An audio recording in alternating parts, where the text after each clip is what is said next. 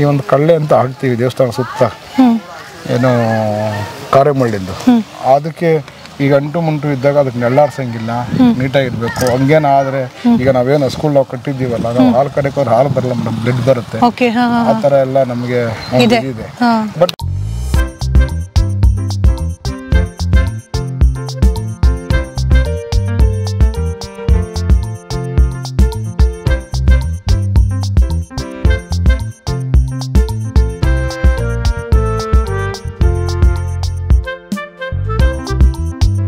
ನಮಸ್ತೆ, ನಾನು ನಿಮ್ಮ ಪ್ರೀತಿಯ ಸುಮಾ. ವೆಲ್ಕಮ್ ಟು ಕರ್ನಾಟಕ ಮಾಧ್ಯಮ.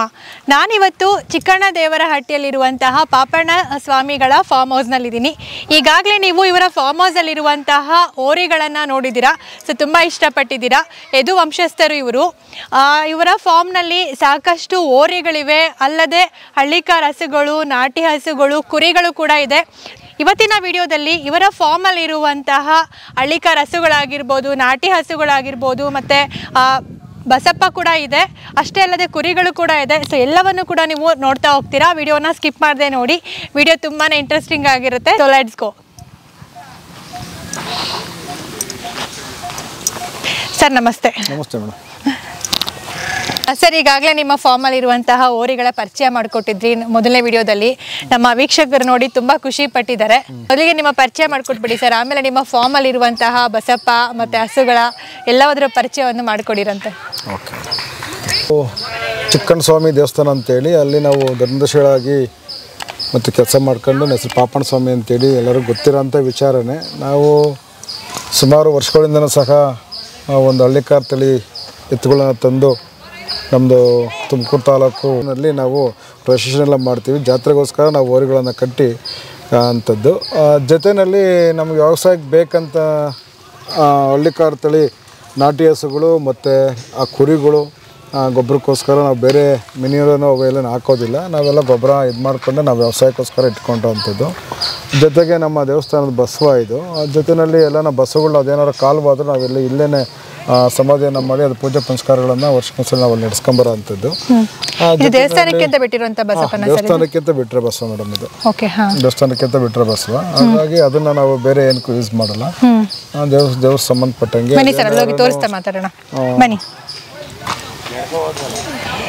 ಅದಕ್ಕೆ ಮುದ್ರೆಯನ್ನು ಹಾಕಿ ಅದಕ್ಕೆಲ್ಲ ದೀಕ್ಷೆಯನ್ನು ಮಾಡಿ ನಾವು ದೇವರಿಗೆ ಬಿಡೋ ಅಂಥದ್ದು ಬಸವ ಮೇಡಮ್ ಇದು. ಹಾಗಾಗಿ ಇದನ್ನು ಭಕ್ತಾದಿಗಳು ಸಹ ಈ ಬಸವನ್ನ ಇಲ್ಲೇನಿದೆ ಕೇಳೋಕ್ಕೆ ಅದು ಒಂದು ರೀತಿಯಲ್ಲಿ ನಾವು ಕೇಳ್ತಾರೆ ಸ್ವಾಮಿನ. ಅದಾಗುತ್ತೆ ಅಂದರೆ ಮುಂದೆ ಬರೋದು, ಆಗಲ್ಲ ಅಂದರೆ ಹಿಂದಕ್ಕೆ ಹೋಗೋದು, ಅಥವಾ ನಾವು ಇಂಥ ಕಡೆ ಕುರ್ತ್ಕೊಂಡಿದ್ದೀವಿ ಅಲ್ಲಿ ಹೋಗಪ್ಪ ಅಂತಂದರೆ ಅವಾಗ ನಿಂತ್ಕೊಳುತ್ತೆ ಬಸವ. ಅವ್ರ ಕೆಲಸಗಳು ಏನಾದ್ರು ಆಗಬೇಕು ಅಂತಂದರೆ ಯಾವುದೇ ಆಗಿರ್ಬೋದು, ಅಂದ್ರೆ ಏನೇ ಕೆಲಸ ಆಗಬೇಕಾದ್ರೂ ಬಂದು ಕೇಳ್ತಾರ, ಕೇಳ್ಕೊಂಡು ಹೋಗ್ತಾರೆ ಮೇಡಮ್. ಪ್ರತಿದಿನ ಅದು ನಡೆಯುತ್ತಾ ಇಲ್ಲ ಅಂದ್ರೆ ಪ್ರತಿ ದಿವಸ ಇರುತ್ತೆ. ಬಂದು ಭಕ್ತಾದಿಗಳು ಪೂಜೆ ಮುಗಿಸ್ಕೊಂಡ್ಬಂದು ಆ ಬಸವನ್ನ ಕೇಳ್ಕೊಂಡು ಆಗುತ್ತೆ ಇಲ್ಲ ಅಂತ ಅದು ಸ್ವಾಮಿ ಅದು ಕೊಟ್ಟರೆ ಆ ಕೆಲಸ ಆಗಿದೆ ಮಾಡಿಕೊಡ್ತಾರೆ ಅನ್ನೋದು ಆ ನಂಬಿಕೆ. ಅದು ನಡೆದಿದೆ. ಹಂಗೆ ನಡೆದಾಗ ಯಾವುದೋ ಜಮೀನು ಇಶ್ಯೂ ಬಂದಾಗ ಆ ಬಸಪ್ಪನ ಕರ್ಕೊಂಡೋಗಿ 4 ಜನಕ್ಕೆ ಊಟಕ್ಕೆ ಹಾಕಿ ನಾವು ಪೂಜೆ ಮಾಡಿ ಕಳಿಸ್ತೀವಿ ಅನ್ನೋದು ಇರ್ತದೆ. ಅವ್ರ ಊರಿಗೆ ಕರ್ಕೊಂಡೋಗಿ ಅವ್ರ ತೋಟದಲ್ಲೆಲ್ಲ ಇದು ಮಾಡಿಸ್ಬಿಟ್ಟು ಸ್ವಾಮಿಗೆ ಕರ್ಕೊಂಡೋಗಿ ಅವ್ರು ಪೂಜೆ ಮಾಡಿಸಿ 4 ಜನಕ್ಕೆ ಊಟಕ್ಕೆ ಹಾಕಿ ಕಳಿಸೋ ಅಂಥದ್ದು ಇದೆ. ಇದು ನಮ್ಮ ಚಿಕ್ಕಣ್ಣ ಸ್ವಾಮಿ ಇದು ಬಸವ. ಇದು ನಾವು ಪ್ರತಿ ವರ್ಷ ಇದು ಕಾಲವಾಗೋರು ಬೇರೆ ಬಿಡಲ್ಲ. ಇದು ಕಾಲವಾದ ನಂತರ ಬೇರೆ ಬಿಟ್ಕೊಂಬರ್ತೀವಿ. ಇಲ್ಲಿ ಪದ್ಧತಿ ತಕ್ಕಂತೆ ನಡ್ಕೊಳ್ಳೋಂಥದ್ದು ಏನಪ್ಪ ಅಂತಂದರೆ ಬಂದಂಥ ಭಕ್ತಾದಿಗಳು ಸ್ವಾಮಿನ ಕೇಳ್ತಾರೆ, ಅದು ನನ್ನ ಕೆಲಸ ಇದು ಆಗುತ್ತಾ ಇಲ್ವಾ, ಆಗಂಗಿದ್ರೆ ಮುಂದೆ ಬಾ, ಇಲ್ಲಾಂದ್ರೆ ಹಿಂದಕ್ಕೆ ಹೋಗು, ಅಕಸ್ಮಾತ್ ಇಲ್ಲ ನಾನು ಇಂಥ ಕಡೆ ಕುರ್ತ್ಕೊಂಡಿದ್ದೀನಪ್ಪ ಅಲ್ಲಿ ಹೋಗು ಅಂತ ಕೇಳ್ಕೊತಾರೆ. ಅವ್ರು ಎಲ್ಲಿ ಕೇಳ್ತಾರೆ ಆ ಕೆಲಸ ಆಗುತ್ತೆ ಅಂದರೆ ಅಲ್ಲಿ ಹೋಗಿ ನಿಂತ್ಕೊಳುತ್ತೆ. ಆ ಥರ ಒಂದು ಪದ್ಧತಿ ನಡೆಸ್ಕೊಂಬಂದಿರೋಂಥದ್ದು. ಆ ಸ್ವಾಮಿ ಹೇಳಿದ್ಮೇಲೆ ಆ ಕೆಲಸ ಆಗ್ತದೆ ಅಂತ ಲೆಕ್ಕ. ಮತ್ತು ಆಗಿಯೂ ಇದೆ. ಅದೇನು ಆದರೆ ಆ ಜಮೀನು ಏನಾದ್ರು ಆ ಪ್ರಾಬ್ಲಮ್ ಇದ್ದು ಡಿಸ್ಟ್ರಿಬ್ಯೂಟ್ ಇದ್ದಾಗ ಕೇಳ್ತಾರೆ, ಅದೇನೋ ಸ್ವಾಮಿ ಮಾಡ್ಕೊಡ್ತೀವಿ. ಅವರು ಜಮೀನಿಗೆ ಕರ್ಕೊಂಡೋಗಿ ಸ್ವಾಮಿನ ಕರ್ಕೊಂಡೋಗಿ ಪೂಜೆ ಮಾಡಿಸೋ ಅಂಥ ವ್ಯವಸ್ಥೆನೂ ಇದೆ. ಸುಮಾರು ನಾವೆಲ್ಲ ಇದಕ್ಕೆ ಅರೆ ವಾದ್ಯ ಮತ್ತು ಛತ್ರಿ ಸುರಪ್ಪ ನಾವೆಲ್ಲ ತಗೊಂಡು ಊರೆಲ್ಲ ಹೋಗ್ತೀವಿ. ಊರೆಲ್ಲ ಹೋಗಿ ಅಲ್ಲಿ ಹೋಗಿ ಅವ್ರ ತೋಟದಲ್ಲಿ ಪೂಜೆ ಮಾಡಿಬಿಟ್ಟು ಅವ್ರಿಗೆ ಅವ್ರ ಹರಕೆ ತೀರಿಸ್ಕೊಂಬರೋ ಅಂಥದ್ದನ್ನು ಸಹ ನಡ್ಕೊಳ್ಳೋ ಅಂಥ ಪದ್ಧತಿನೂ ಇದೆ ಲೋಕಲಲ್ಲಿ. ಆ ಥರದಲ್ಲಿ ಬಸವಣ್ಣನ ನಾವು ವರ್ಷ ಮುಟ್ಕೊತೀವಿ. ಆ ಸ್ವಾಮಿ ಆಚೆ ಹೊರಟ್ರೆ ಸಹ ಬಸವಣ್ಣನ ಅಲಂಕಾರ ಮಾಡ್ಕೊಂಡು ಅದು ಕರ್ಕೊಂಡು ಹೋಗ್ತೀವಿ ನಾವು ಜೊತೆಯಲ್ಲಿ. ಆ ಥರ ಒಂದು ಪದ್ಧತಿನ ನಾವು ಇಲ್ಲಿ ನಡ್ಕೊಂಬಂದಿರೋ ಅಂಥದ್ದು ಹಿಂದಿಂದನೂ.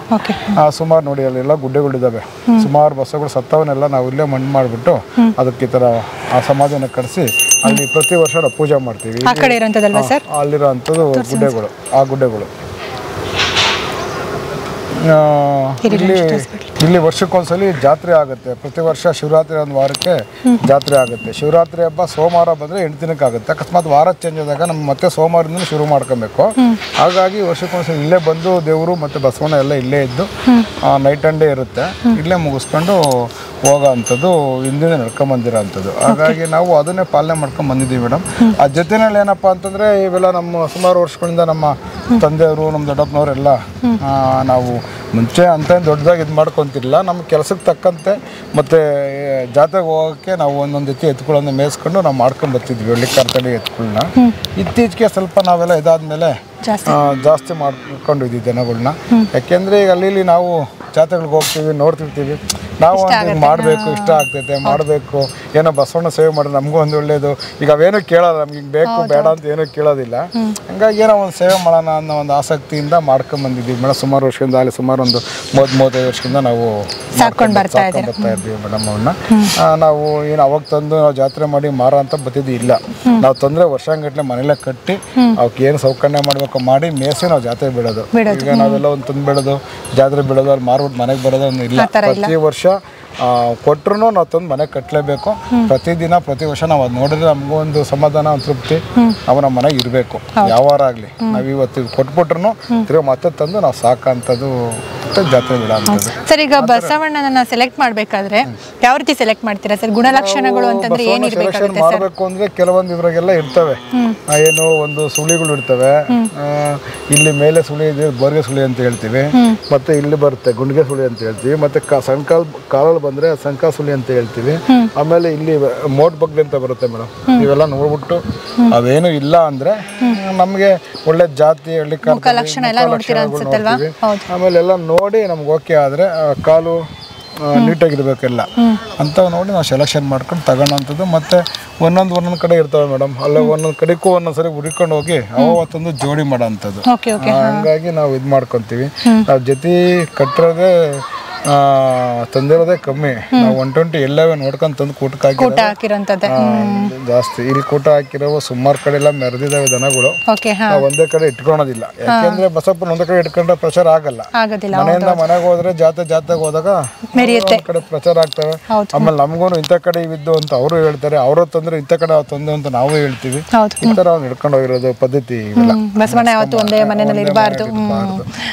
ಒಬ್ಬರಿಗಿಂದ ಒಬ್ರಿಗೆ ಹೋದ್ರೆ ಅವ್ರಿಗೂ ಆಸೆ ಇರುತ್ತಲ್ವಾ ನಾವು ಮಾಡಬೇಕು ಅನ್ನೋದು. ಆ ಥರದಲ್ಲಿ ನಡ್ಕೊಂಬಂದಿರೋಂಥದ್ದು ಮೇಡಮ್ ಎಲ್ಲ. ಸೊ ಈಗ ಬಸವಣ್ಣನ ಹತ್ರ ಅಂದ್ರೆ ಸಮಸ್ಯೆಗಳನ್ನ ತಗೊಂಡು ಕೇಳಕ್ ಬರೋಂಥ ಜನಸಂಖ್ಯೆ ಬರ್ತಾ ಇರ್ತಾರೆ. ತುಂಬಾ ಜನ ಬರ್ತಾರೆ. ತುಂಬಾ ಜನಕ್ಕೆ ಒಳ್ಳೇದು ಆಗಿದೆ. ತುಂಬಾ ಜನಕ್ಕೆ ಒಳ್ಳೇದಾಗಿದೆ. ಅವರೆಲ್ಲದೂ ಕೇಳ್ತಾರೆ. ಮಕ್ಕಳ ಸಂತಾನ ಇರ್ಬೋದು, ಜಮೀನು ಡಿಸ್ಟ್ರಿಬ್ಯೂಟ್ ಇರ್ಬೋದು, ಜೊತೆಗೆ ಅಣ್ತಂದಿರು ಕೋರ್ಟ್ಗೆ ಹಾಕೊಂಡು ಬಾಡ್ಕೊಂಡ್ರು ಅಂತ ಇರ್ಬೋದು. ಆಮೇಲೆ ಈ ಶಂಖ್ಯ ಸೋಕು ಅಂತ ಹೇಳ್ತಾರೆ, ಅವು ಇರ್ಬೋದು. ಆಮೇಲೆ ಈ ವಾಮಾಚಾರಗಳು ಇರ್ಬೋದು. ಇವೆಲ್ಲವೂ ಕೇಳ್ಕೊಂತಾರೆ. ಅಕಸ್ಮಾತ್ ಇಂಥವ್ರು ಮಾಡ್ಯವ್ರ, ಇಂಥರ ಬಗ್ಗೆ ಅನುಮಾನ ಐತೆ ಹೆಂಗಪ್ಪ ಅಂತ. ಅಕಸ್ಮಾತ್ ಏನಾದ್ರು ಇದ್ರೆ ಅದು ನಿಂಗೆ ಐತೆ ಅಂತಾನೆ ಇಂಥ ಕಡೆ ಸ್ವಾಮಿ ಕೊಡ್ತಾರೆ. ಅದಕ್ಕೆ ಅವ್ರ ಪರಿಹಾರವಾಗಿ ಏನು ಮಾಡ್ಬೇಕು ಅದು ಮಾಡ್ಕೊಂತಾರೆ ಮೇಡಮ್. ಇಲ್ಲಿ ನಮ್ಮ ದೇವಸ್ಥಾನದಲ್ಲಿ ಯಾವುದೇ ವಾಮಾಚಾರ ಇನ್ನೊಂದು ಮತ್ತೊಂದು ಇವ್ಯಾವೂ ಇಲ್ಲ. ಸ್ವಾಮಿ ಒಪ್ಕೊಂಡ್ರೆ ಆಗುತ್ತೆ, ಒಪ್ಕೊಳ್ಳ ಆಗಲ್ಲ ಅಷ್ಟೇ ನಾವು ಇಲ್ಲಿ ಒಂದು ಕೇಳೋವಂಥದ್ದು ಮೇಡಮ್. ಹಾಗಾಗಿ ಸುಮಾರು ವರ್ಷದಿಂದ ನಡೆಸ್ಕೊಂಡು ಬರ್ತಾ ಇದ್ದೀವಿ. ಇಲ್ಲಿ ನಿಮ್ಮ ದೇವಸ್ಥಾನದಲ್ಲಿರುವಂತಹ ದೇವರ ಬಗ್ಗೆ ಹೇಳಿ ಸರ್. ಇದು ಅಂದರೆ ನಮ್ಮ ಅಲೆ ಸುಮಾರು 5ನೇ ತಲೆಮಾರಿದಲ್ಲೇ ಒಂದು 14 ವರ್ಷದ ಇತಿಹಾಸ ಇದೆ ದೇವಸ್ಥಾನದ್ದು. ಅದೇ ಈಗ ಜನಗಳು ಭಕ್ತಾದಿಗಳು ಇರ್ತಾರೆ. ಈಗ ನೀವು ಇಲ್ಲಿ ಬಂದಿದ್ದೀರಿ, ನೀವು ಚಾನಲ್ ಮಾಡ್ತಿದ್ದೀರಿ, ಹಿಂಗೆ ಬೆಳ್ಕೊಂಡು ಹೋಗಿರೋಂಥದ್ದು. ಈಗ ನೀವು ಬಂದು ಏನೋ ಕೇಳ್ಕೊಂಡು ನಿಮ್ಗೆ ಒಳ್ಳೇದಾಯ್ತು, ನೀವು ಹಿಂಗೆ ಹೋಗಿದ್ವಿ ನಮ್ಗೆ ಒಳ್ಳೇದಾಯ್ತು ಅಂತ ಹೇಳ್ಕೊಂಡಂಗೆ ಬಂದಿರೋಂಥದ್ದು. ಇಲ್ಲಿ ನಾವು ಸುಮಾರು ವರ್ಷಗಳಿಂದ ನಾವು ಅದೇ ಯಾವುದೋ ವಂಶಸ್ಥರು ಅಂತ ಹೇಳಿದ್ರಲ್ಲ, ಆ ಥರದಲ್ಲಿ ನಾವು ಕಾಡುಗೊಳ್ರು ಆ ಒಂದು ಸಂಸದರು ಬಂದಿರೋದು. ನಮ್ಮ ದೇವಸ್ಥಾನ ನಾವೇನು ಕಟ್ಟಿಲ್ಲ, ಇನ್ನೇನು ಬಾಳೆಪಟ್ಟೆನಲ್ಲೇ ಇದೆ. ಅದರಲ್ಲಿ ನಾವು ಸ್ವಾಮಿ ಕೇಳಕ್ಕೆ ಅಂತ ಹೋದಾಗ ನಾವು ಬೇಡ ನನಗೆ ಹಿಂಗೆ ಇರಲಿ ಅಂತ ಹೇಳ್ತು. ಹಾಗಾಗಿ ನಾವು ಹಂಗೆ ಇಟ್ಕೊಂಡಿದ್ದೀವಿ. ಇಲ್ಲಿ ಅಪ್ಪನೇ ಕೇಳ್ತೀವಿ ಸ್ವಾಮಿನ, ಏನೋ ಒಳ್ಳೇದಾಗುತ್ತೆ ಇಲ್ವಾ ಅಂತ. ಒಳ್ಳೇದಾಗುತ್ತೆ ಅಂದರೆ ಇಂಥ ಕಡೆ ಗಳು ಶಕನ ಕೊಡಪ್ಪ ಅಂತ ಕೇಳ್ತೀವಿ. ಅಂಥ ಕಡೆ ಗಳು ಶಕನ ಕೊಟ್ಟರೆ ಈ ಕೆಲಸ ಆಗುತ್ತೆ ಅಂತ ಹೇಳ್ತೀವಿ. ಆ ಥರ ನಡ್ಕೊಂಬಂದಿರೋದು. ಇಲ್ಲ ಅಂತಂದರೆ ಸ್ವಾಮಿ ಏನು ಎಲ್ಲೂ ಏನು ಶಬ್ದ ಇಲ್ದಂಗೆ ಸುಮ್ಮನೆ ಇದ್ದರೆ ನಮ್ಗೆ ಒಳ್ಳೇದಾಗುತ್ತೆ ಅಂತ ನಾವು ಕೇಳ್ತೀವಿ. ಆ ಥರದಲ್ಲಿ ಸ್ವಾಮಿ ಒಪ್ಕೊಂಡಾಗ ಕೆಲಸ ಆಗುತ್ತೆ ಅಂತ ಭಕ್ತಾದಿಗಳು ಹೇಳ್ತೀವಿ. ಆ ಭಕ್ತಾದಿಗಳಿಗೆ ಹೋಗಿರೋಂಥ ಸುಮಾರು ವರ್ಷಗಳಿಂದ ಸ್ವಾಮಿ ಸುಮಾರು ಬೆಳಕಿನ ಭಕ್ತಾದಿಗಳ ಹತ್ರ ಕೇಳಿದ್ರೆ ಇನ್ನೂ ಚೆನ್ನಾಗಿರ್ತೈತೆ. ಅವ್ರಿಗೆ ಏನು ಆಗಿದೆ ಅದನ್ನ ನಡ್ಕೊಂಡ್ ಬಂದಿದ್ದಾರೆ ಜನ. ಅವ್ರ ಅರ್ಕೆ ತೀರ್ಸೋದಿರ್ಬೋದು, ಅವ್ರ ಸೇವೆ ಮಾಡೋಂಥದ್ದಿರ್ಬೋದು, ಅವೆಲ್ಲ ನಡ್ಕೊಂಬಂದಿರೋಂಥದ್ದು ಸುಮಾರು ವರ್ಷಗಳಿಂದ. ನಾವು ಇತ್ತೀಚಿನ ದಿನಗಳಲ್ಲಿ ಸಂಖ್ಯೆ ಜಾಸ್ತಿ ಆದಮೇಲೆ ಬಂದಂಥವ್ರು ಉಪವಾಸ ಹೋಗ್ಬಾರ್ದು ಅಂತೇಳಿ ನಾವು ಪ್ರತಿನಿತ್ಯ ದಾಸೋಹ ಪ್ರತಿನಿತ್ಯ ನಡೀತಾ ಇದೆ, ಮಾಡ್ಕೊಂಡು ಹೋಗ್ತಾ ಇದ್ದೀವಿ ಮೇಡಮ್. ಹಾಗಾಗಿ ಬಂದಂಥ ಭಕ್ತಾದಿಗಳು ಒಳ್ಳೇದಾಗಿರೋದ್ರಿಂದ ಅವ್ರು ನಡ್ಕೊಂಬರ್ತಾವ್ರೆ. ನಾವು ಸಹ ಏನು ನಮ್ಮ ಪೂರ್ವಿಕರು ನಡೆಸ್ಕೊಂಬಂದಿದ್ರು ಅದೇ ಥರ ನಡ್ಕೊಂಡು ಹೋಗ್ತೀವಿ. ನಮ್ಮ ಸ್ವಲ್ಪ ಸೂತ್ಕ ಅಂಟು ಮುಂಟು ನಮ್ಮಲ್ಲಿ ಜಾಸ್ತಿ ಇದೆ, ಅದನ್ನು ಪಾಲನೆ ಮಾಡಬೇಕಾಗುತ್ತೆ. ಇವತ್ತೆಲ್ಲ ಸ್ವಲ್ಪ ಮಾಧ್ಯಮದಲ್ಲಿ ನೀವು ಇನ್ನೂ ಬಿಟ್ಟಿಲ್ಲ ಅದು ಇದು ಅಂತಾರೆ. ಕೆಲವೊಂದು ಬಿಡಕ್ಕಾಗೋದಿಲ್ಲ, ಕೆಲವೊಂದು ಬಿಡಬೇಕು, ಕೆಲವೊಂದು ಬಿಡಕ್ಕಾಗೋದಿಲ್ಲ. ಸ್ವಲ್ಪ ಕಂದಾಚಾರ ಅವು ಇವು ಅಂದ್ಕೊಂತಾರೆ. ನಮ್ಮಲ್ಲಿ ಹೆಣ್ಮಕ್ಳು ಮಂತ್ಲಿ ಇದಾದಾಗ ಒಂದು 4 ದಿವಸ ಆಚೆ ಇರೋ ಅಂಥದ್ದು, ಆಮೇಲೆ ಅವ್ರು ಸ್ನಾನ ಮಾಡ್ಕೊಂಡು ದೇವಸ್ಥಾನಕ್ಕೆ ಒಳಗಡೆ ಬರೋ ಅಂಥದ್ದು. ಯಾಕೆ ದೇವ್ರ ದೃಷ್ಟಿನಲ್ಲಿ ನಮ್ಮಿಂದಲ್ಲ, ದೇವ್ರ ದೃಷ್ಟಿಯಲ್ಲಿ ಮಾಡ್ಕೊಂಬಂದಿರೋ ಅಂಥದ್ದು. ಆಮೇಲೆ ಹೆಣ್ಮಕ್ಳು ಡೆಲಿವರಿ ಆದರೆ 3 ತಿಂಗಳ ಮೇಲೆ 3 ದಿವಸ ಅದೇ ಬಾಳೆಪಟ್ಟೆ ಗುಬ್ಬ ಇದೆಯಲ್ಲ, ಅದೇ ಇದರಲ್ಲಿ ನಾವು ಗುಡ್ಲಲ್ಲಿ ಆಚೆಗೆ ಬಿಡ್ತೀವಿ ಹೆಣ್ಮಕ್ಳುಗಳನ್ನ. ಅದು 3 ದಿವಸ ಆದಮೇಲೆ ನಾವು ಸ್ವಾಮಿ ಕೇಳಿ ಸ್ವಾಮಿ ದಾರಿ ಕೊಟ್ಟರೆ ಕರ್ಕೊಂಡು ಅವ್ರಿಗೆ ಜನಿಗೆ ಅಂತ ನಾವು ಕುರಿ ಒಂದು ಬಿಟ್ಕೊಂಡಿರ್ತೀವಿ. ಆ ಕುರಿ ಹಾಲನ್ನ ಮಕ್ಕಳಿಗೆ ಮತ್ತು ತಾಯಿಗೆ ಕೊಟ್ಟು ಆಮೇಲೆ ನಾವು ಹೊರಗಡೆ ಕರ್ಕೊಳ್ಳೋಂಥದ್ದು. ಅದು ಜನಿಗೆ. ಅವಾಗ ಜನಿಗೆ ಆಯಿತು, ಸರಿಸಾಯಿತು ನಮಗೆ ಅಂತ ಅವಾಗ ಹೆಣ್ಮಕ್ಳನ್ನ ಹೊರಗಡೆ ಕರ್ಕೊಂಡು ಸ್ವಾಮಿ ಪೂಜೆ ಮಾಡಿಸಿ ಏನಿದೆಯೋ ಆ ಪ್ರಕಾರ ನಡ್ಕೊಂಬಂತಿರೋದು ಮೇಡಮ್. ಅದನ್ನು ಕೆಲವೊಂದು ಇತ್ತೀಚಿನ ದಿನಗಳಲ್ಲಿ ಸ್ವಲ್ಪ ಬದಲಾವಣೆ ಮಾಡ್ಕೊಬೇಕಲ್ಲ ಅಂದ್ಕೊಂಡು ಇದು ಮಾಡ್ಕೊಂಡಿದ್ದಾರೆ. ಅದನ್ನು ನಾವು ಕೇಳ್ಕೊಳ್ಳೋ ಸ್ವಾಮಿನ ನಾವು ಯಾವ ಥರದಲ್ಲಿ ಮಾಡ್ಕೊಬೇಕು ಅಂತ ಸ್ವಾಮಿ ಏನು ಹೇಳಿದೋ ಆ ಥರ ಸ್ವಲ್ಪ ಬದಲಾವಣೆ ಮಾಡ್ಕೊಂಡಿದ್ದಾರೆ ಕೆಲವರು. ನಮ್ಮಲ್ಲಿ ಈ ಒಂದು ಕಳ್ಳೆ ಅಂತ ಹಾಕ್ತೀವಿ ದೇವಸ್ಥಾನ ಸುತ್ತ, ಏನು ಕಾರ್ಯಮಳ್ಳಿಂದು.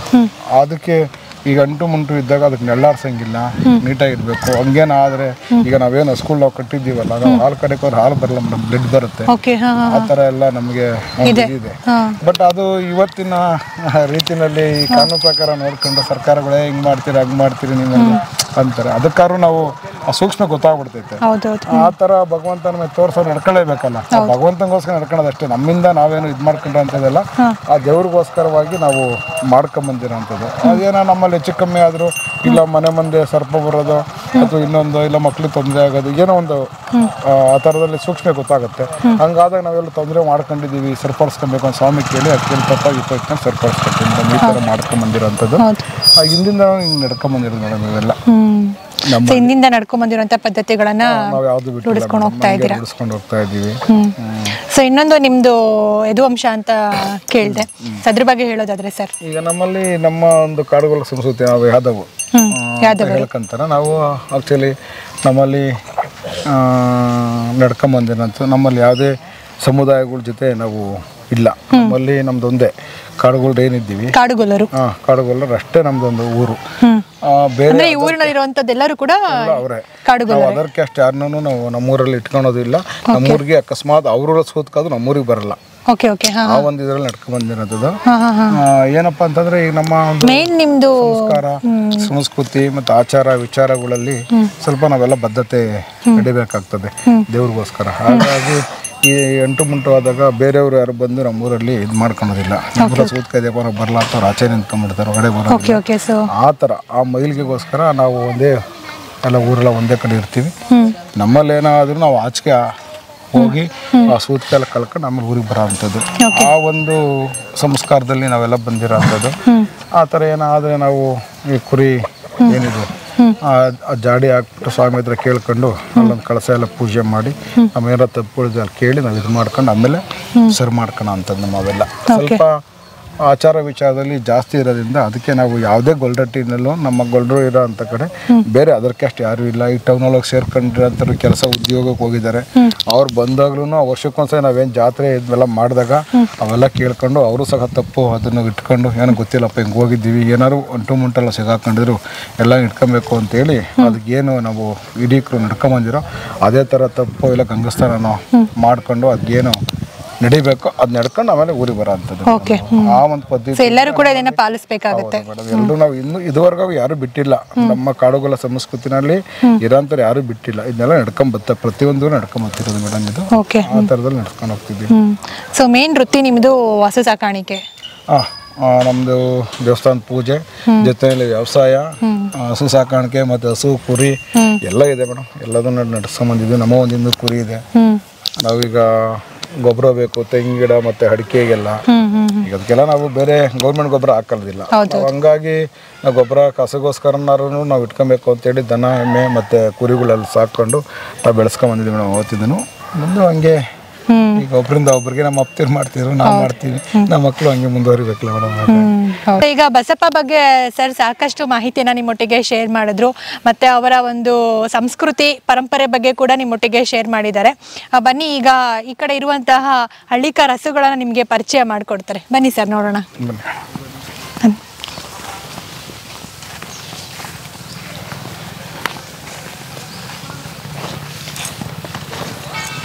ಒಟ್ಟು ಎಷ್ಟಿದೆ ಸರ್ ಹಳ್ಳಿಕಾರ ಹಸುಗಳು? ಒಟ್ಟು 8 ಇದೆ ಮೇಡಮ್. ಇದು ಎಲ್ಲ ಹಳ್ಳಿಕಾರ ತಳಿ ಹಸುಗಳಿದೆ. ನಾವು ಮನೆಗೆ ಹಾಲನ್ನು ಯೂಸ್ ಮಾಡೋದು, ಬಟ್ ಎಲ್ಲ ಹಸು ಹಾಲನ್ನೇ ನಾವು ಯೂಸ್ ಮಾಡೋ ಅಂಥದ್ದು. ಅದಕ್ಕೋಸ್ಕರ ಹಸು ಹಾಲಿಗೆಗೋಸ್ಕರ ಮತ್ತು ಬೇಸಾಯಕ್ಕೋಸ್ಕರ ನಾವೆಲ್ಲ ಉಳುಮೆ, ನಾವು ಟ್ರ್ಯಾಕ್ಟ್ರಲ್ಲಿ ಅದರಲ್ಲಿ ಉಳುಮೆ ಮಾಡ್ತಾರೆ, ನಾವು ದನಗಳಲ್ಲೇ ಉಳುಮೆ ಮಾಡೋ ಅಂಥದ್ದು. ಮರಿಗಳಲ್ಲಿ ಹಸುಗಳನ್ನು ಕಟ್ಕೊಂಡು ನಾವು ಉಳುಮೆ ಮಾಡಿ ವ್ಯವಸಾಯ ಮಾಡೋ ಅಂಥದ್ದು. ಹಂಗಾಗಿ ನಾವು ಇದು ಭಾಳ ಹಳ್ಳಿಕಾರ ತಳಿ ಅಂದರೆ ಭಾಳ ಶ್ರೇಷ್ಠ ಇವತ್ತು. ಹಂಗಾಗಿ ಅದನ್ನು ಏನು ಹೇಳ್ತಾ ಇರ್ತಾರೆ ಕೆಲವೊಂದೆಲ್ಲ ಯೂಟ್ಯೂಬೆಲ್ಲ ನೋಡಿದ್ದೀನಿ, ಆ ತಾಯಿ ಹಾಲಿಗಿನ ಹೆಚ್ಚಾಗಿ ಹಸು ಹಾಲು ಈಕ್ವಲ್ ಅಂತ ಹೇಳ್ತಾರೆ. ಹಾಗಾಗಿ ಮಕ್ಕಳಿಗೆ ಮತ್ತೆ ಅವಶ್ಯಕತೆ ಅಮೃತದಷ್ಟೇ ಸಮಾನ ಅಂತ ಹೇಳ್ತಾರಲ್ವ. ಹಾಗಾಗಿ ನಾವು ಅದಕ್ಕೇನೆ ಸುಮ್ಮನೆ ನಾವು ಯಾವ ಈ ಮತ್ತೆ ಎಮ್ಮೆಗಳನ್ನ ತಂದು ಕಟ್ಟೋದ್ರ ಬದಲು ಇವನ್ನೇ ಇದು ಮಾಡ್ಕೊಂಡು ತುಂಬ ಚೆನ್ನಾಗಿರುತ್ತೆ ಅಂತ ಹೇಳಿ ನಾವು ಹಸುಗಳನ್ನ ಇದು ಮಾಡ್ಕೊಂಡು ನಾವು ಮಾಡುತ್ತಿರೋದು ಮೇಡಮ್. ನಿಂತ್ಕೊಳ. ಹಂಗಾಗಿ ನಾವು ಹಸುಗಳನ್ನ ಸಾಕಾಣಿಕೆ ಮಾಡ್ಕೊಂಡು ಅದ್ರ ಹಾಲನ್ನು ನಾವು ಮನೆಯಲ್ಲಿ ಯೂಸ್ ಮಾಡೋ ಅಂಥದ್ದು ಮೇಡಮ್. ಹಾಗಾಗಿ ನಾವು ಅದಕ್ಕೋಸ್ಕರ ಮತ್ತು ವ್ಯವಸಾಯಕ್ಕೋಸ್ಕರ ನಮ್ಮದು ಸುಮಾರು ಆಸ್ತಿಗಳೆಲ್ಲ ಇದೆ. ನಾವು ಒಂದ್ಸಲಿ ಈ ತಕ್ಕಲನ್ನು ಟ್ರ್ಯಾಕ್ಟರ್ ಓಡಿಸಿದ ಮೇಲೆ ಉಳುಮೆ ಮಾಡೋದೆಲ್ಲ ನಾವು ವ್ಯವಸಾಯಕ್ಕೆಲ್ಲ ಯೂಸ್ ಮಾಡೋಂಥದ್ದೆಲ್ಲ ದನಗಳೆಲ್ಲ. ಹಂಗಾಗಿ ನಾವು ಒಂದು 8 ಜೊತೆ ಹಸುಗಳು ಕಟ್ಕೊಂಡಿದ್ದೀವಿ. ಇನ್ನೂ ಒಳಗಡೆ ಇದೆ, ಬೇಕಾದ್ರೆ ನೋಡೋದು ಅವನು ಇನ್ನೂ ಅಲ್ಲಿ ಮೇಸಕ್ಕೋಸ್ಕರ 1-2 ಚೆನ್ನ ಹಸುಗಳು ಕರುಗಳೆಲ್ಲ ಕಟ್ಕೊಂಡಿದ್ದೀವಿ. ಹಾಗಾಗಿ ಮೇಡಮ್ ಅದನ್ನೆಲ್ಲ ಯೂಸ್ ಮಾಡೋಕ್ಕಂತ ನಾವು ಇಟ್ಕೊಂಡಿದ್ದೀವಿ ಇದನ್ನು ಮನೆ ಪರ್ಪಸ್ಸು. ಮತ್ತು ದನಿಗೆ ಮೇವು ಮತ್ತು ದನಿಂದು ಕಸ ಭಾಳ ಒಳ್ಳೇದು ಅಂತಾರಲ್ಲ, ಫಲವತ್ತತೆ ಜಾಸ್ತಿ ಆಗುತ್ತೆ. ಭೂಮಿ ಇವತ್ತೆಲ್ಲ ಹೊರಗಡೆ ಗೊಬ್ಬರಗಳು ಹಾಕೆಲ್ಲ ಪರ್ವತ ಕಳ್ಕೊಂಡ್ಬಿಟ್ಟಿದೆ. ಹೊರಗಡೆ ಗೊಬ್ಬರಗಳನ್ನು ಹಾಕಲ್ಲ, ನಾವು ತಿಪ್ಪೆ ಮಾಡ್ಕೊಂಡಿದ್ದೀವಿ ಇಲ್ಲಿ. ಆ ತಿಪ್ಪೆನಲ್ಲಿ ಎಲ್ಲ ಸಂಘಟನೆ ಮಾಡ್ಕೊಂಡು ಇದನ್ನೆಲ್ಲ ಟ್ರಾಕ್ಟರ್ ತುಂಬ ಹೊಡ್ಕೊಂಡು ನಾವು ಹೊಲಗಳಿಗೆಲ್ಲ ಹಾಕ್ಬಿಟ್ಟು ನಾವು ರಾಗಿ ಭತ್ತ ಬೆಳೆಯೋ ಅಂಥದ್ದು. ಮತ್ತು ಮನೆಗೆ ಬೇಕಾದಂಥ ತೊಗರಿ ಇರ್ಬೋದು, ಅವರೇ ಇರ್ಬೋದು, ಅವೆಲ್ಲವೂ ಸಹ ಅಂತಂತ ಹಾಕೊಂಡು ನಾವು ಮಾಡ್ಕೊತೀವಿ. ಇತ್ತೀಚೆಗೆ ಸ್ವಲ್ಪ ಈಗೆಲ್ಲ ಇದು ಮಿಲೆಟ್ ಬಂದ್ಬಿಡೋದಲ್ಲ ಮೇಡಮ್, ಸಿರಿಧಾನ್ಯ ಮಿಲೆಟ್ಸ್, ಅದ್ರ ಬಗ್ಗೆ ಇತ್ತೀಚೆಗೆ ಸ್ವಲ್ಪನೇ ಎಲ್ಲ ಅದನ್ನು. ಒಟ್ಟು ಎಷ್ಟು ಎಕರೆನಲ್ಲಿ ಬೇಸಾಯ ಮಾಡ್ತೀರಾ ಸರ್? ನಮ್ದೆಲ್ಲ ಒಂದು 25 ಎಕರೆ ಬೇಸಾಯ ಮಾಡ್ತೀವಿ ಮೇಡಮ್. ಜೊತೆನಲ್ಲಿ ಒಂದು 16 ಎಕರೆಗೆ ನಾವು ಇವೆಲ್ಲ ಮಿಲೆಟ್ ಅನ್ನು ಹಾಕೊಂಡಿದ್ದೀವಿ. ಮನೆಗೆ ಸಿರಿಧಾನ್ಯಗಳು ಮನೆ ಯೂಸ್ಗೆ ನಾವು ಹಾಕೊಂಡು ನವಣೆ ಮತ್ತೆ ಸಜ್ಜೆ ಇವೆಲ್ಲ ಹಾಕೊಂಡು ಅರ್ಕ ಇವೆಲ್ಲ ಸ್ವಲ್ಪನೇ ಒಂದೊಂದು ಸ್ವಲ್ಪ ಹಾಕೊಂಡು ಮನೆ ಯೂಸ್ ಮಾಡ್ಕೊಂಡಿದ್ದೀವಿ ಮೇಡಮ್. ಅದಕ್ಕೆಲ್ಲ ಬೇಕಲ್ಲ ಸಂರಕ್ಷಣೆ ಮಾಡ್ಕೊಂಡಿದ್ದೀವಿ ನಾವು. ಹಂಗಾಗಿ ನಾವೆಲ್ಲ ಒಂದು 30-35 ಜನ ನಮ್ಮ ಮನೆಯಲ್ಲಿ ಲೇಬರ್ಸು ನಾವೆಲ್ಲ ಹಾಕೊಂಡು. ಹಾಗಾಗಿ ಎಲ್ಲರೂ ಒಂದೇ ಮಟ್ಟಕ್ಕೆ ನಾವು ನಡ್ಕೊಂಡು ಹೋಗ್ತೀವಿ. ಅವರು ಲೇಬರ್ಸು, ನಾವು ಇವರು ಏನಿಲ್ಲ, ನಾವೆಲ್ಲ ಒಂದೇ ಥರ ಇರ್ತೀವಿ. ಅವರು ತಕ್ಕೊಂಡ ಆಯಪ್ಪಂದು ಹೇಳ್ತೀನಿ. ಅಲ್ಲಿ ಹೇಳಿ ಸರ್. ನೀವು ನೋಡ್ತಾ ಇರ್ಬೋದು ಈ ಕಡೆ ಎಲ್ಲ ಹಳ್ಳಿಕಾರ ಹಸುಗಳೇ ಇದೆ, ಮತ್ತೆ ಎಮ್ಮೆಗಳು ಇದೆ ಅಲ್ವಾ ಸರ್? ಮುರ್ರಾ ಎಮ್ಮೆ ಅನ್ಸುತ್ತಲ್ವಾ? ಸೊ ಮುರ್ರಾ ಎಮ್ಮೆಗಳಿವೆ. ಒಂದು ನಾಟಿ ಎಮ್ಮೆ ಒಂದ್ 2-3 ಇದೆ ಅಲ್ವಾ ಸರ್? ಎಮ್ಮೆ ಇದೆ, ಮತ್ತೆ 1-2 ಜರ್ಸಿ ಹಸುಗಳಿವೆ. ಸೊ ಜಾಸ್ತಿ ಏನಂತಂದ್ರೆ ಹಳ್ಳಿಕಾರ ಹಸುಗಳಿದೆ. ಏನಕ್ಕಪ್ಪ ಇಟ್ಟಿದ್ದೀವಿ ಅಂತಂದ್ರೆ ಮತ್ತೆ ಇವು ಕುರಿಗಳಿಗೆ ಮರಿಗಳು ಇರ್ತಾವಲ್ಲ, ಸಾಕಾಗಲ್ಲ ಅಂತ ಅದಕ್ಕೋಸ್ಕರ ಇಟ್ಟಿದ್ದೀರಾ? ಓಕೆ, ಸಾಕಷ್ಟು ಹಳ್ಳಿಕಾರ ಹಸುಗಳನ್ನೇ ಸಾಕಿದ್ದಾರೆ. ವ್ಯವಸಾಯಕ್ಕೂ ಕೂಡ ಹಳ್ಳಿಕಾರ ಹಸುಗಳನ್ನೇ ಉಳುಮೆ ಮಾಡಬೇಕಾದ್ರೆ ಉಪಯೋಗಿಸ್ತಾರೆ. ಹಾಗೆ ಅವ್ರ ಮನೆಯಲ್ಲಿ ಬಳಸುವಂತಹ ಹಾಲು ಎಲ್ಲದಕ್ಕೂ ಕೂಡ ಹಳ್ಳಿಕಾರ ಹಸುವಿನ ಹಾಲನ್ನೇ ಉಪಯೋಗಿಸ್ತಾರಂತೆ. ಸೊ ಹಾಗಾಗಿ ಜಾಸ್ತಿ ಹಳ್ಳಿಕಾರ ಹಸುಗಳನ್ನೇ ಸಾಕಿದ್ದೀವಿ ಅಂತ ಹೇಳ್ತಾ ಇದ್ದಾರೆ. ಸೊ ತುಂಬ ಖುಷಿ ಆಗುತ್ತೆ ಸರ್ ನೋಡ್ತಾ ಇದ್ರೆ ಇಷ್ಟೊಂದು ಹಳ್ಳಿಕಾರ ಹಸುಗಳು ಒಟ್ಟಾಗಿ ಎಲ್ಲ ಕಡೆ ಒಟ್ಟಾಗಿ ನೋಡ್ತಾ ಇದ್ರೆ ತುಂಬ ಖುಷಿ ಅಂತ ಅನಿಸುತ್ತೆ. ಬನ್ನಿ ಈಗ ಕುರಿಗಳನ್ನು ನೋಡೋಣ.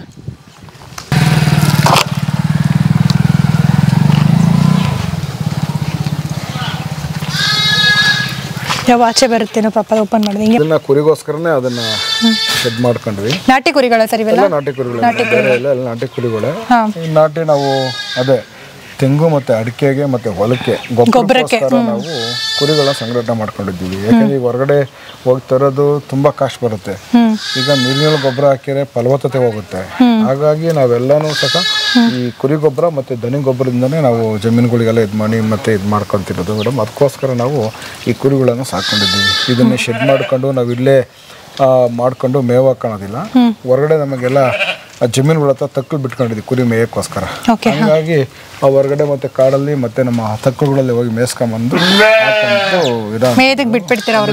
ಮತ್ತೆ ಇದಕ್ಕೆ ಮತ್ತೆ ಸೊಪ್ಪು ಮತ್ತೆ ಜೋಳ ಇವೆಲ್ಲ ನೈಟ್ ಟೈಮು ಕಟ್ ಮಾಡಿ ಹಾಕ್ತಿವಿ. ಇಲ್ಲ ಕಟ್ಬಿಟ್ರೆ ಅವು ಮೇಯ್ಕಂತವೆ. ಹೊಟ್ಟೆ ಎಷ್ಟಿದೆ ಸರ್? ಹೊಟ್ಟೆಲ್ಲ ಒಂದು 200 ಕುರಿಗಳಿವೆ. ಸೊ 200 ಕುರಿಗಳಿವೆ ಇವರ ಒಂದು ಫಾರ್ಮ್ನಲ್ಲಿ. ಮೇನ್ ಏನು ಅಂತಂದ್ರೆ ಇದರ ಗೊಬ್ಬರವನ್ನ ವ್ಯವಸಾಯಕ್ಕೆ ಉಪಯೋಗ ಮಾಡ್ತಾರೆ. ಕುರಿ ಗೊಬ್ಬರ ವ್ಯವಸಾಯಕ್ಕೆ ತುಂಬಾ ಚೆನ್ನಾಗಿರುತ್ತೆ ಅನ್ಸುತ್ತಲ್ವಾ ಸರ್? ಸೊ ಹಂಗಾಗಿ ಗೊಬ್ಬರದ ಒಂದು ಪರ್ಪಸ್ಗೋಸ್ಕರ ನಾಟಿ ಕುರಿಗಳನ್ನೇ ಸಾಕಿದೀವಿ ಅಂತ ಹೇಳ್ತಾ ಇದ್ದಾರೆ. ಸೊ ತುಂಬಾ ಚೆನ್ನಾಗಿದೆ. ಏನು ಹೇಳ್ತೀರಾ ಸರ್ ಕುರಿ ಸಾಕಾಣಿಕೆ ಬಗ್ಗೆ? ಕುರಿ ಸಾಕಾಣಿಕೆ ಬಗ್ಗೆ ಇವತ್ತೆಲ್ಲ ಗೊತ್ತಿದೆಯಲ್ಲ ಮೇಡಮ್, ಭಾಳ ಕಷ್ಟ ಇದೆ. ಅದು ಯಾವುದೇ ಮಾಡಬೇಕು ಅಂದ್ರೆ ತುಂಬ ಕಷ್ಟ ಇದೆ. ಹಾಗಾಗಿ ನಾವು ಯಾಕೆಂದರೆ ಈಗ ನಮಗೆ ಜಮೀನುಗಳಿರೋದ್ರಿಂದ ಬದಗಳಿರೋದ್ರಿಂದ ಮತ್ತು ತಕ್ಕಳುಗಳನ್ನ ಬಿಟ್ಕೊಂಡಿದ್ದೀವಿ. ಅವಕ್ಕೋಸ್ಕರ ನಾವು ಬೇಸಾಯ ಮಾಡ್ದಂಗೆ ಬೆಳೆಸ್ಕೊಂಡಿದ್ದೀವಿ ಹುಲ್ಗಳನ್ನ. ಹಂಗಾಗಿ ಕುರಿ ಸಾಕಾಣಿಕೆ ಆಗ್ತದೆ. ಇವತ್ತೆಲ್ಲವೂ ಸಹ ಫಾರಪ್ ಮಾಡ್ಕೊಳೋದು, ಅವು ಹೊರಗಡೆ ಮೇವುಗಳು ತಂದು ಹಾಕೋದು, ಅವಕ್ಕೆ ಇಂಜೆಕ್ಷನ್ ಮಾಡಿಬಿಟ್ಟು ಏನು ಈ ಮಟನ್ಗೋಸ್ಕರ ಮಾಡೋವೇ ಬೇರೆ ಇದ್ದಾವೆ. ಬಟ್ ನಾವು ಆ ಪರ್ಪಸ್ ಇಲ್ಲ ನಮಗೆ. ಈ ನಾಟಿ ಕುರಿ ನಮಗೆ ಗೊಬ್ಬರ ಬೇಕು, ಒಳ್ಳೆ ಸಲ ಸಿಗಬೇಕು. ಬಟ್ ಇದಕ್ಕೂ ಅವಕ್ಕೂ ಭಾಳ ಹೆಚ್ಚು ಕಮ್ಮಿ ಇರುತ್ತೆ. ಮಟನ್ ಆಗ್ಬೋದು ಮತ್ತೆ ಕುರಿಗಳ ಟೇಸ್ಟ್ ಆಗಿರ್ಬೋದು ಎಲ್ಲದೂ ಅಷ್ಟೇ. ಹಾಗಾಗಿ ನಾವು ಹೊರಗಡೆ ಮೇಯ್ಕೊಂಬರೋದ್ರಿಂದ ಭಾಳ ಆರೋಗ್ಯವಾಗಿ ಇರ್ತವೆ, ಚೆನ್ನಾಗಿರ್ತವೆ. ಈಗ ನಾವು ಕಾಲು ಕಟ್ಟು ಮೇಯ್ಸೋದಕ್ಕೂ ಹೊರಗಡೆ ಬಿಡೋದಕ್ಕೂ ಭಾಳ, ಯಾಕೆಂದ್ರೆ ಈಗ ಮುಂಚೆ ಹೇಳ್ತಾರೆ ನಮ್ಮ ಹೊರಗಡೆ ಉಳ್ಮೇಯೋದಕ್ಕೂ ನಾವು ಬೇರೆ ಪುಡಿ ತಂದು ಹಾಕೋದಕ್ಕೂ ಹಾಗಾಗಿ ಇವೆಲ್ಲ ಹೊರಗಡೆ ಮೇಯ ಅಂತದ್ದು. ಇದಕ್ಕೂ ಅದಕ್ಕೂ ಭಾಳ ಇರುತ್ತೆ. ಹಾಗಾಗಿ ನಾವು ಇದು ಈ ಥರನೇ ನಾವು ಇದು ಮಾಡ್ಕೊಂಡ್ಬಂದಿದ್ದೀವಿ. ಇದಕ್ಕೆ ಬೇಡಿಕೆ ಜಾಸ್ತಿ ಇರುತ್ತೆ. ಅವು ತೂಕದ ಲೆಕ್ಕ ತೂಕಕ್ಕೆ ಇಷ್ಟು ಅಂತ ಕೊಡ್ತಾರೆ. ಇದು ಹಂಗೆ ಮರಿ ಲೆಕ್ಕನೇ ಮಾರ್ಕೊಂತೀವಿ ನಾವು ಇವನ್ನೆಲ್ಲ. ಇದಕ್ಕೆ ಬೇಡಿಕೆ ಜಾಸ್ತಿ ಇರುತ್ತೆ. ನಾಟಿ ಮರಿ ಅಂದ್ರೆ ಮಟನ್ ಒಳ್ಳೆ ಟೇಸ್ಟ್ ಇರುತ್ತೆ ಹೊರಗಡೆ ಮೇಯೋದ್ರಿಂದ. ಹಾಗಾಗಿ ಇದಕ್ಕೆ ಬೇಡಿಕೆ ಜಾಸ್ತಿ. ಅದಕ್ಕೆ ಏನ್ ಬೇಕೋ ಅದನ್ನ ತಿನ್ಕೊಂಡು ಬರುತ್ತೆ ಸೊಪ್ಪು. ಅದು ಹಂಗಾಗಿ ಸ್ವಾಭಾವಿಕ ಪದ್ಧತಿಯಲ್ಲಿ ಬೆಳೆಸೋದ್ರಿಂದ ಕಟ್ಟಿ ಮಾಡಿದಾಗ ಅವಕ್ಕೆ ಬೇರೆ ಫುಡ್ ತಂದು ಹಾಕ್ಬೇಕು. ಅವಕ್ಕೆಲ್ಲ ಇಂಜೆಕ್ಷನ್ ಮಾಡ್ತಾರೆ. ಹಂಗಾಗಿ ಅವು ಮೆಡಿಸಿನ್ ಬೆಳಿತವೆ. ಇವು ಹೊರಗಡೆ ಆರೋಗ್ಯವಾಗಿ ಮೇವನ್ನ ತಿನ್ಕೊಂಡು ಅದು ಬೇಕಾಗುತ್ತೆ ಮೇಯ್ಕೊಂಡು ಬರೋ ಅಂಥದ್ದು. ಆ ಜೊತೆನಲ್ಲಿ ಹೇಳ್ತಾರೆ ಮುಂಚೆ ಈಗ ಆಡ್ಮುಟ್ಟೆ ಸೊಪ್ಪಿಲ್ಲ. ಹಾಗಾಗಿ ಪ್ರತಿಯೊಂದೂ ಯಾವುದೇ ಒಂದು ಹಸಿರಿದ್ರೆ ಆ ಬೇಲಿ ಮೇಲೆ ಸೊಪ್ಪನ್ನು ಒಂದ್ಸರಿ ತಿನ್ಕೊಂಡು ಹಾಗಾಗಿ ಬಹಳ ಆರೋಗ್ಯವಾಗಿರ್ತದೆ. ಸರ್ ಕೊನೆಯದಾಗಿ ನಿಮ್ಮ ಒಂದು ಕ್ಷೇತ್ರದ ಬಗ್ಗೆ ಏನಾದರೂ ನಮ್ಮ ವೀಕ್ಷಕರಿಗೆ ಹೇಳೋದಿದ್ರೆ ಹೇಳಿ ಸರ್. ನಾನು ದೇವಸ್ಥಾನದ ಬಗ್ಗೆ ಹೇಳೋದಾದ್ರೆ ಯಾವುದೇ ಥರ ಏನು ನಮ್ಮ ಹಿಂದೆ ಪೂರ್ವಿಕರು ನಡ್ಕೊಂಬಂದಿದ್ದೀವಿ ಅದು ಬಿಟ್ಟು ಬೇರೆ ಯಾವುದೇ ಥರ ಇಲ್ಲಿ ಪದ್ಧತಿಗಳನ್ನ ಚೇಂಜ್ ಮಾಡ್ಕೊಂಡಿಲ್ಲ. ಇಲ್ಲಿ ಒಂದು ಪರಿಸ್ಥಿತಿ ಸ್ವಾಮಿ ಏನು ಹೇಳುತ್ತೆ ಅದನ್ನ ಜನಕ್ಕೆ ಹೇಳೋದು. ಇದು ನಾವು ಕೇಳಿತ್ತು ಆಗುತ್ತೆ, ಇಲ್ಲ ಆಗಲ್ಲ. ಸ್ವಾಮಿ ಒಪ್ಕೊಂಡೈತೆ ಒಳ್ಳೇದಾಗುತ್ತೆ ಅಂತೀವಿ. ಅದು ಒಪ್ಕೊಳ್ಳ ಅಂದ್ರೆ ಆಗಲ್ಲಪ್ಪ ಸ್ವಾಮಿ ಆಯ್ತು, ಬೇರೆ ನೀವೇನೋ ಮಾಡ್ಕೊಳ್ಳಿ ಅಂತ ನಾವು ಅಲ್ಲೇ ಹೇಳ್ಬಿಡ್ತೀವಿ. ಅದು ಬಿಟ್ಟು ನೀವು ಹಂಗೆ ಮಾಡ್ತೀವಿ ಹಿಂಗೆ ಮಾಡ್ತೀವಿ ಅದು ಮಾಡಿ ಇದು ಮಾಡಿ ಅವೆಲ್ಲ ಏನೂ ಇಲ್ಲ. ಕೆಲವೊಂದು ಇಲ್ಲೆಲ್ಲ ಬೇರೆ ಥರದಲ್ಲಿ ಶಾಸ್ತ್ರಿಕರು ಏನೋ ಹೇಳ್ತಾರೆ, ನಿಮ್ಗೆ ಹಂಗೆ ಮಾಡಿದರೆ ಹಿಂಗೆ ಮಾಡಿದರೆ ಹಂಗೆ ಮಾಡ್ಬೇಕು ಹಿಂಗೆ ಮಾಡಬೇಕು ಅಂತ. ಬಟ್ ಅದಕ್ಕೋಸ್ಕರ ನೀವು ಈ ಏರಿಯಾದಲ್ಲಿ ನಾವು ಯಾರನ್ನೂ ಶಾಸ್ತ್ರಕ್ಕೆ ತಿಳ್ಕೊಂಡಿಲ್ಲ. ಅಲ್ಲೆಲ್ಲ ಬೇರೆ ಕಡೆ ಅವ್ರು ಹೇಳ್ಕೊಂಬತ್ತಾರೆ ಕೇಳ್ಕೊಂತಾರೆ. ಬಟ್ ಇಲ್ಲಿ ಆ ಥರದ್ದು ಯಾವುದೂ ನಡೆಯಲ್ಲ ಮೇಡಮ್. ಸ್ವಾಮಿ ಏನು ಹೇಳುತ್ತೋ ಅಷ್ಟೇ, ಅಷ್ಟು ಬಿಟ್ಟು ಬೇರೆ ಏನಿಲ್ಲ. ಆ ಸ್ವಾಮಿ ಒಪ್ಕೊಂಡಿದೆ ಅಂತ ಹೇಳ್ತೀವಿ. ಅದಕ್ಕೆ ತಕ್ಕಂತೆ ಇಲ್ಲಿ ಏನಪ್ಪ ಇನ್ನೊಂದು ವಿಶೇಷ ಅಂತಂದರೆ ಈ ನಾವು ಅವ್ರಿಗೆ ಏನು ಒಳ್ಳೇದಾಗಬೇಕು ಅದಕ್ಕೆ ಇಷ್ಟು ರೂಪಾಯಿ ಹಣ ಕಟ್ಟಿ ಅಂತ ಹೇಳ್ತೀವಿ. ಆ ಸ್ವಾಮಿಗೆ 11 ರೂಪಾಯಿ ಇರ್ಬೋದು ಅವ್ರಿಗೆ ಒಳ್ಳೇದಾಗಲಿಕ್ಕೆ. ಅವ್ರಿಗೆ ಏನಾರ ಸಂಖ್ಯೆ ಸೋಕು ಇದೆ 4 ರೂಪಾಯಿ, ಮತ್ತು ಯಾರೋ ಹೋಮಾಚಾರ ಅವು ಇದೆ ಒಂದು 6 ರೂಪಾಯಿ ಕಟ್ಟಿ, ಒಂದು 3 ರೂಪಾಯಿ ಅಂತ ಕಟ್ಟಿ ಅಂತ ಹೇಳ್ತೀವಿ. ಅದಕ್ಕೆ ತಕ್ಕಂತೆ ಈ ಕಟ್ಟೆ ಹೊಳೆ ಅಂತ ಬರುತ್ತೆ, ಬಿಳ್ಳಿನ ಕಟ್ಟೆ ಹೊಳೆ ಅಂತ ಹೇಳಿ. ಅವ್ರಿಗೆ ಒಳ್ಳೇದಾದರೆ ಅದನ್ನು ಕಟ್ಟೆ ಹೊಳೆ ಮಾಡಿಸ್ಕೊಂಡು ಹೋಗಿ ಸ್ವಾಮಿ ಗಂಗಾಸ್ನಾನ ಮಾಡಿ ಅಭಿಷೇಕ ಮಾಡ್ತೀವಿ. ಎಲ್ಲ ತಗೊಂಡೋಗಿ ಸ್ವಾಮಿನ ಕೆರೆ ಹತ್ರ ಬಿಡಿಸ್ಬಿಟ್ಟು ಎಲ್ಲ ಜನ ಕರೆಸ್ಕೊಂಡು ಮಾಡಿಕೊಡ್ತೀವಿ ನಾವು ಅವ್ರಿಗೆ ಒಳ್ಳೇದಾದಮೇಲೆ ಮಾಡೋ ಅಂಥದ್ದು. ಒಳ್ಳೇದಾಗೋದಕ್ಕೆ ಮುಂಚೆ ಯಾವುದು ಅರ್ಕೆ ಕಾಣಿಕೆ ಯಾವುದೂ ಇಲ್ಲೇನಿಲ್ಲ. ಅವ್ರು ಒಳ್ಳೇದಾಗಿ ಏನು ಮಾಡ್ಕೊತಾರೋ ಅವ್ರು ಏನು ಹಾಕ್ಬೇಕಂತ ಒಂದು ಉಂಡಿಗೆ ಹಾಕ್ಕೊಂಡು ಹೋಗ್ತಾರೆ. ಅರ್ಕೆ ತೀರ್ಸ ಅಂತಾರು ಗಂಗಸ್ನಾನ ಮಾಡ್ತೀವಿ. ಇಲ್ಲಿ ರಾಯವಾರಕೆರೆ ಅಂತ ಬರುತ್ತೆ ಹೆಬ್ಬೂರ ಹತ್ರ, ಕೊಣಿಗಲ್ ಹತ್ರ ಕೊತ್ಕೆರೆ, ಭಟ್ರ ಶಿವಗಂಗೆ ಕೆರೆ. ಅವಾಗ ಅನುಸಾರವಾಗಿ ಅವರು ಆ ಮಟ್ಟಕ್ಕೆ ಯಾವ ಥರ ಇರುತ್ತೆ ಅವ್ರ ಕೆಲಸಗಳು ಅವ್ರು ಮಾಡ್ಕೊತಾರೆ, ಅದನ್ನು ಮಾಡಿಕೊಡ್ತೀವಿ. ಅಷ್ಟು ಬಿಟ್ಟರೆ ಇಲ್ಲಿ ಬೇರೆ ಥರ ಏನೂ ಇಲ್ಲ. ಓಕೆ. ಪ್ರತಿದಿನ ಅನ್ನದಾಸೋಹ ಇರುತ್ತೆ. ಪ್ರತಿ ದಿವಸ ಪೂಜೆ ಇರುತ್ತೆ. ಅದಕ್ಕೆ ಸ್ಟಾರ್ಟ್ ಸಂಜೆ 7 ಗಂಟೆವರೆಗೂ ಪೂಜೆ ಇರುತ್ತೆ. ಓಪನ್ನು ಪ್ರತಿ ದಿವಸ ಓಪನ್ ಇರುತ್ತೆ. ಮತ್ತೆ ಮಧ್ಯದಲ್ಲಿ ಕ್ಲೋಸ್ ಮಾಡೋದಾಗಲ್ಲ ಏನಿಲ್ಲ. ಜಾತ್ರೆ ಶಿವರಾತ್ರಿ ಶಿವರಾತ್ರಿನಲ್ಲಿ ಅದು ಒಂದು ವಾರಕ್ಕೆ ಜಾತ್ರೆ ಆಗುತ್ತೆ. ಸೊ ತುಂಬ ಖುಷಿ ಆಯಿತು ಸರ್, ನಮ್ಮ ಜೊತೆ ಸಾಕಷ್ಟು ಮಾಹಿತಿಯನ್ನು ಶೇರ್ ಮಾಡಿದ್ರಿ. ಎರಡೂ ವಿಡಿಯೋದಲ್ಲೂ ಕೂಡ ನಮ್ಮ ವೀಕ್ಷಕರೊಟ್ಟಿಗೂ ಕೂಡ ತುಂಬ ಮಾಹಿತಿಯನ್ನು ಶೇರ್ ಮಾಡಿದ್ರಿ. ಸೊ ನಿಮ್ಮ ಪರಿಚಯ ನಮ್ಮ ವೀಕ್ಷಕರಿಗೆ ಆಗಿದ್ದು ತುಂಬಾ ಖುಷಿ ಆಯಿತು.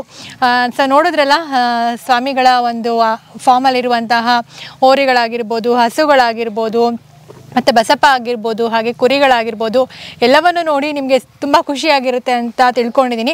ಎಲ್ಲದಕ್ಕಿಂತ ಹೆಚ್ಚಾಗಿ ಸ್ವಾಮಿಗಳ ಬಗ್ಗೆ ತಿಳ್ಕೊಂಡು ನಿಮಗೆ ಹೆಚ್ಚಿನ ಒಂದು ಖುಷಿಯಾಗಿರುತ್ತೆ ಅಂತ ತಿಳ್ಕೊಂಡಿದ್ದೀನಿ. ಖಂಡಿತ ನಿಮಗೆ ಈ ವಿಡಿಯೋ ಇಷ್ಟ ಆಗಿದೆ ಅಂತ ತಿಳ್ಕೊಂಡಿದ್ದೀನಿ.